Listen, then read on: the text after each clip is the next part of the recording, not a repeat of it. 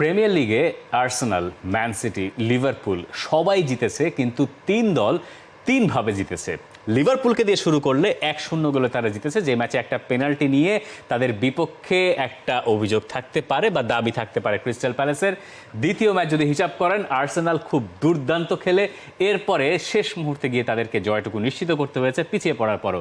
আর Manchester city যদি হিসাব করেন, সেইখানেও গল্প আসলে একই রকম। কিন্তু ম্যানচেস্টার সিটি যখন প্রথম দিকে ডমিনেট করছিল, শেষ দিকে মনে হচ্ছে তারা কিছুটা কনসেন্ট্রেশন লুজ করে ফেললো, গোল খেয়ে গেল।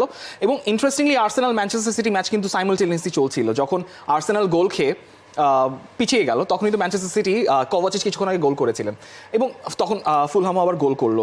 এরপর হাভার্টজ গোল করলেন, মোটামুটি ম্যাচে সমতা। তারপর কিছুক্ষণ পরে মার্টিনেলি গোল করলেন এবং স্কোর লাইন 2-1। মানে তখন মনে হচ্ছিল যে কোন দল আসলে স্লিপ আপ করতে পারে। ওইখানেই আসলে ইন্টেন্সিটির মজাটা, যে আপনি জানেন যে আপনার সেকেন্ড এবং থার্ড পজিশনে আপনি চাইলে টপ করার তো সুযোগ নেই, কারণ লিভারপুল জিতে গেছে। কিন্তু কেউ একজন যদি ড্র করে বসে, তখনই আসলে একটা বিরাট সমস্যা।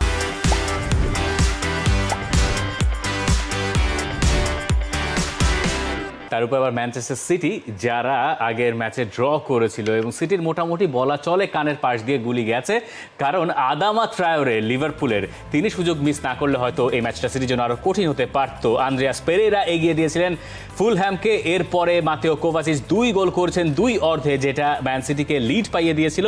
এরপর ম্যাচের 82 মিনিটে জেরেমি ডোকু বক্সের বাইরে থেকে একটা শটে গোল করে ম্যান সিটির জয়টুকু নিশ্চিত করেছেন। এই ম্যাচে আমার কাছে মনে হয়েছে আসল নায়কের নাম হচ্ছেন, নায়ক বা খলনায়ক যাই বলেন না কেন, আদামা ট্রায়োরে।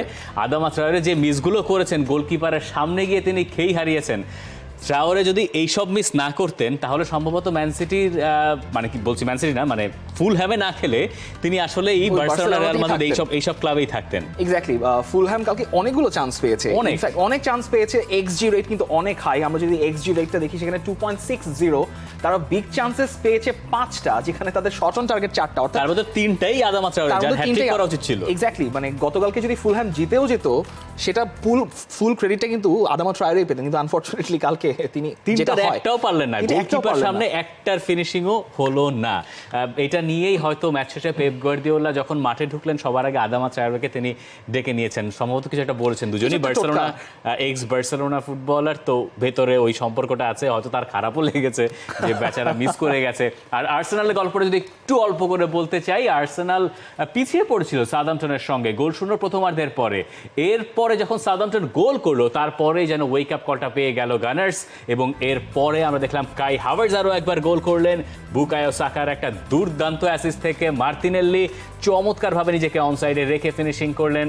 শেষে আরও একটা গোল বুকায়ো সাকা নিজেই করলেন। আর্সেনালের যেই ব্যাক পোস্টে গোল করার প্রবণতা, বা সেখানে যে ক্রস ফেলার প্রবণতা, সেটা মনে হয় প্রিমিয়ার লিগে এর চাইতে আর্টিস্টিক ওয়েতে কেউ ওইভাবে ক্রস ফেলতে, মানে বিশেষ করে বুকায়ো সাকা যে ক্রসটা করেছিলেন, যে কোনো গোলের চাইতেও মনে হয় বেশ ইন্টারেস্টিং। আমরা পরিসংখ্যান দেখতে পাচ্ছি, মোটামুটি শট অন টার্গেটে শটসে আর্সেনাল 29টা শট করেছে, যদিও শট অন টার্গেটে সাউদাম্পটন তাদেরকে ভালোই আটকাতে পেরেছে। এবং তাদেরই ভেরি ওন একজন, যিনি আর্সেনাল ছেড়ে গেছেন, অ্যারন রামসডেল, তিনি কালকে গোল বাড়াচ্ছিলেন। যখন সাউদাম্পটন প্রথম গোল করেছে, তখন রামসডেল খুব মানে একটু নিজেকে সামলে রেখেছেন, তাও উদযাপন করেছেন। তবে আর্সেনালের জন্য একটা খুব বড় পাওয়া বলতে পারেন, যে কারণ ইন্টারন্যাশনাল ব্রেকের আগে এই জয়টা খুব দরকার ছিল। কারণ যদি ওই সাউদাম্পটন যেভাবে এগিয়ে গিয়েছিল, এবং সাউদাম্পটন কিন্তু অন বল পজিশন খুব টাইটলি খেলার চেষ্টা করে, আর্সেনালের জন্য অ্যাকচুয়ালি ভালোই জয় এই জিনিসটা। তবে ইন্টারন্যাশনাল ব্রেকের আগে লিভারপুল কি ঠিক স্বস্তি পেল? অ্যালিসন বেকার ইনজুরি নিয়ে মাঠ ছেড়েছেন, এবং ব্রাজিল জাতীয় দলে তিনি খেলতে পারবেন কিনা সেটা নিয়ে সংশয় আছে। আর্নে স্লটের দল আরও একটা জয় বাগিয়ে নিয়েছে, যেখানে ম্যাচের 9 মিনিটেই গোল করেছেন দিয়েগো জোতা। ওই এক গোলেই ক্রিস্টাল প্যালেসকে হারিয়েছে লিভারপুল, এবং তাদের যে রেকর্ড যেটা দাঁড়িয়েছে 10 ম্যাচে 9টা জয়, সেই জয়ে খানিকটা আক্ষেপ অ্যালিসন বেকারের এই ইনজুরি। এরপরে ইন্টারন্যাশনাল ব্রেক, ব্রাজিলের ম্যাচ রয়েছে 2টো বিশ্বকাপ বাছাই পর্বে, এবং সম্ভবত ওই 2টো ম্যাচে অ্যালিসন বেকারের খেলা হবে না। অ্যালিসন বেকারের সবচেয়ে বড় দুশ্চিন্তার ব্যাপারটা হচ্ছে, অ্যালিসন কিন্তু এখন রেগুলারই মোটামুটি ইনজুরিতে পড়ছেন। বয়সের একটা ব্যাপার আছে, যদিও এই বয়সটা আসলে অ্যালিসনের জন্য খুব যে বেশি বয়স অ্যাজ এ গোলকিপার তা বলা যাচ্ছে না। তিনি যে হ্যামস্ট্রিং ইনজুরিতে পড়েছেন, বুঝতে পেরেছেন ইন্টেন্সিটিটা কীরকম বা সেটার সেভারাইটি কীরকম, তিনি মাঠ ছেড়েছেন। এবং তাদের যে সেকেন্ড কিপার কুইমিন কেলার, তিনিও কিন্তু ইনজুরিতে আছেন। তাদের অন্য একজন কিপার নেমেছেন জোন্স, তার ডেবিউ ম্যাচ ছিল।